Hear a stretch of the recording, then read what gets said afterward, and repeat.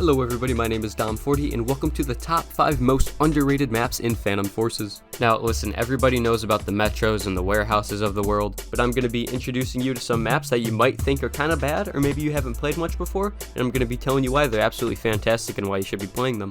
But right before we do get into that, I will say we are trying to hit 4,000 subscribers by the end of the summer, so if you could do me a favor and drop a subscribe on the channel, I would greatly appreciate that. So that being said, let's waste no more time and let's get right into the list. So guys, coming in at number 5, this is actually, one of the older maps on this list. This is Desert Storm, or Second Storm. I've really been liking Desert Storm recently. It's probably the best map on this list for playing KD. I know playing KD really isn't as popular of a thing now, but a couple days ago on stream, I was playing a lot of Desert, and I was just getting 30 kill streaks back to back to back. This map is insane. The spawns on Desert Storm aren't as predictable as the other maps, and when you do predict them, the enemies spawn kind of far away.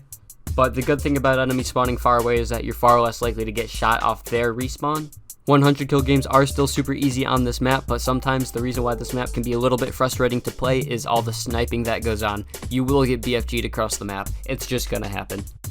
Another thing about this map that makes it super fun is that this map is absolutely hand-tailored and crafted for the movement players. If you're good at playing around verticality, jumping through windows, sliding behind people, getting around their backs in a fight, this map is going to be super fun once you get into those close quarters engagements, because that's what the buildings kind of have to offer for you. So my few tips for this map are use a gun that has good accuracy and use a gun that has good penetration. As I said, there's a lot of cover on this map, so you want a gun that will be able to beam people that are sitting behind cover. Maybe you can only see their head, or alternatively, if you have enough penetration, you can just shoot through their cover. Obviously, this map is super well known, but not a lot of people are privy to how fun it can be if you're not sitting in the back of the map just sniping. So give it a shot, and let's move on to number 4. And number 4, guys, is going to be Elevation. Elevation is a map that is super popular in the Phantom Forces competitive scene, but not a lot of people like to play it in public matches, and I don't really know why. The reason for that is this map is simply stupid fun. This map is tight, it's cramped, there's a little bit of verticality, there's so much fun movement stuff you can do, so many cool jumps and slides and zinguses. There is so much to learn on Elevation. It is just so fun to play. This map is just so fast-paced and aggressive. It is just high-octane gameplay for that entire 15 minutes, which is another thing. If you're a high-skill player, another reason why I would recommend this map is because there's incredible potential for high-kill games. Things like 150s, 160s, and 170 kill games on this map are entirely possible.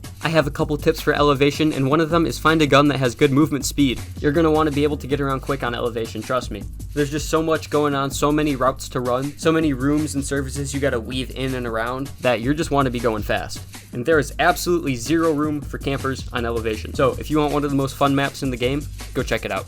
And with that being said, now we get to move on to number 3, which is actually one of my personal favorite maps. This map, everybody, is going to be Derrick. Derrick is one of Phantom Force's more newer maps. Derrick is only about 1 year old now, but for me, it quickly became a fan favorite. So everybody knows that horrible map in the game, it's called Rig. Derrick was originally going to be a redesign for Rig, and it was named Rig FT. However, after it was transported into the main game, it was just decided that it should be its own standalone map. And honestly, I think that's a good thing, because if the name of this map was associated with Rig, people probably would never have played it in the first place, which really would be unfair because this map is so good. This is probably one of the most balanced maps in Phantom Forces.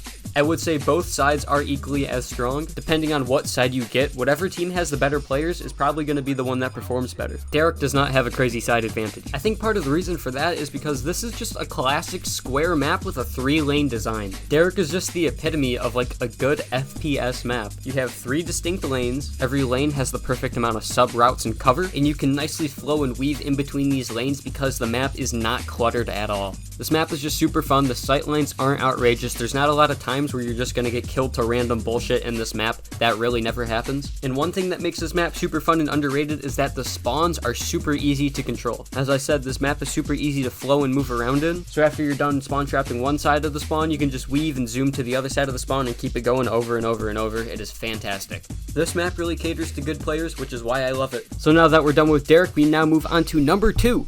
And at the number 2 spot, we have Rust Belt. Now, maybe Rust Belt isn't the most fair place for number 2 on an underrated maps list, and there's a reason for that. I think Rust Belt is an objectively bad map.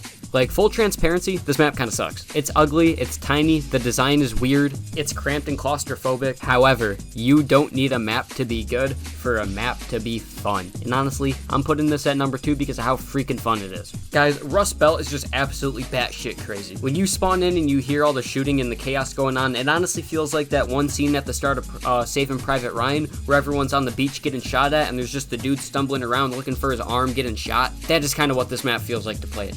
It's insane. There's so much just like crap and clutter on this map, and like weird jumps you can do, like flying through windows that are closed, pushing out blinds, shooting glass underneath your feet to drop down onto people. Freaking, there's just a random bus in the middle of the map for no reason. You can't shoot through it, you can't get on top of it, it's just kind of there. I think the bus makes the map objectively worse, but it's fun. Oh, and another thing to mention is just the random underground part of the map that nobody uses. Mostly because it's a maze and doesn't actually get you anywhere. But I mean, hey, well, why not? This map is so fast-paced that you wouldn't believe it. Like, if you get a lobby and people are playing objective on this map, the map is gonna be over within like 3 minutes. But if you can keep up with that pace, it means you're gonna get kills, and a lot of them. I honestly don't even want to say much more about Rust Belt. You guys just gotta see it to believe it. A couple tips I have for this map is just go crazy, use a toxic gun, kinda be a douche, who cares, it's Rust Belt. This map is weird, I already live in a Rust Belt state, which is depressing enough. I don't want to talk about it, so let's talk about number 1. Now, you might need a little bit of a drum roll for number 1, because you guys might not have even heard about this map before. This map is the kill-confirmed version of Mirage. How many times have you played kill-confirmed on Mirage? How many times have you seen and voted for it, being like, yeah, I want to play that? Probably never. Which is why nobody knows about this map.